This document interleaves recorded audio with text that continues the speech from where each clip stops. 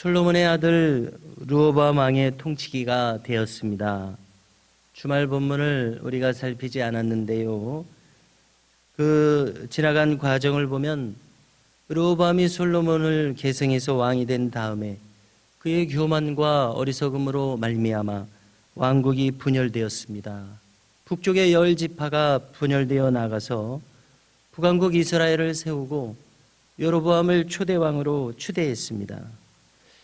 오늘 본문에 이르면은 이 르호보암이 처음에는 나라가 견고해지고 세력이 강해지는 복을 받았습니다. 그러나 어느 정도 나라가 안정되자 하나님을 잊어버리고 율법을 버렸다고 기록합니다. 온 백성들도 이를 닮았다고 기록하는데요. 나라에서 지도자가 어떻게 이끄느냐에 따라서 백성들이 따라갈 수밖에 없는데요. 함께 타락하는 길로 가고 말았습니다. 형통하게 되는 것은 분명 복이지만은 동시에 가장 큰 시험의 때가 될 수 있습니다. 그래서 우리도 평안할 때에 자칫 모든 것이 나의 힘으로 이루어진 양 하나님을 잊기 쉽습니다.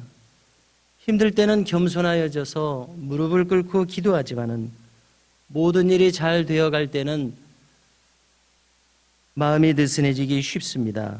이렇게 르호보암과 모든 유다 백성들이 율법을 버리자 하나님께서는 애굽의 시사광을 보내셔서 예루살렘을 치게 하셨습니다. 이것은 단순한 그저 일어난 전쟁이 아니라 하나님의 징계로서 주어진 것이었습니다. 이에 유다의 방백들이 모두 예루살렘에 모였습니다. 여기에 선지자 스마야가 왕과 방백들 모두에게 하나님의 말씀을 전하게 됩니다. 하나님의 말씀은 너희가 나를 버렸으므로 나도 너희를 버려 시삭의 손에 넘겼노라 말씀하셨습니다. 그런데 다행스러운 것은 이 책망의 말씀을 듣고 방백들과 왕이 스스로를 겸비하게 했다고 기록합니다. 그리고 하나님의 심판을 인정했습니다. 하나님은 의로우시도다. 하나님이 지금 옳게 하신다는 것을 인정하고 있습니다. 그러자 이 모습을 보고 하나님께서는 또 뜻을 돌이키시게 됩니다. 그래서 선지자 스마야에게 말씀하십니다. 그들이 스스로 겸비하였으니 내가 멸하지 아니하고 저희를 조금 구원하여 나의 노를 시삭의 손을 통하여 예루살렘에 쏟지 아니하리라. 그러나 그들이 시삭의 종이 되어 나를 섬기는 것과 세상 나라들을 섬기는 것이 어떠한지 알게 되리라. 이처럼 하나님의 징계는 징계만을 위한 징계가 아니라 하나님께 돌아오라는 회개를 촉구하는 말씀이었습니다. 이제 시삭이 결국 예루살렘을 점령하게 됩니다. 그리고 점령한 군주가 가만히 있을 리는 없습니다. 그래서 성전과 왕궁에 있는 보물들을 모두 빼앗아갔다고 기록합니다. 여기에 솔로몬의 금 방패들도 상징적인 보물 아니겠습니까? 수백 개의 금 방패들도 모두 빼앗아갔습니다. 그래서 할 수 없이 르호보암 왕은 이 금 방패들 대신에 놋 방패로 대치했습니다. 국문의 경호대에게 이 방패를 쓰도록 했습니다. 그야말로 금 방패들과 놋 방패들의 차이는 천지 차이가 아닐 수 없습니다. 그래서 하나님의 허락하셨던 영광을 잃어버리고 껍데기만 남은 상태를 상징하고 있었습니다. 전쟁이 끝나자 르호보암은 스스로 세력을 굳게 해서 통치를 계속 이어갔노라고 말씀합니다. 그에 대해서 평가를 하는데요. 그는 41세의 왕이 되어서 17년간 다윗성에서 다스렸습니다. 그리고 르호보암의 태생을 특히 밝혀주고 있습니다. 그의 모친은 암몬 여인 나아마였습니다. 그래서 왜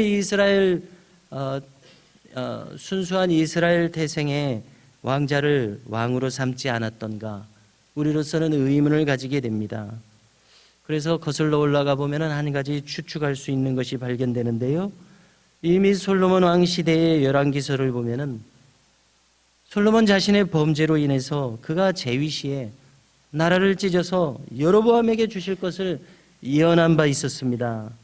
그 과정에서 르호보암이 왕이 되게 하셔서 이 분열이 발생할 빌미가 되게 한 것이 아닌가, 이러한 생각이 들어집니다. 14절에서 르호보암 왕에 대한 총평이 주어집니다.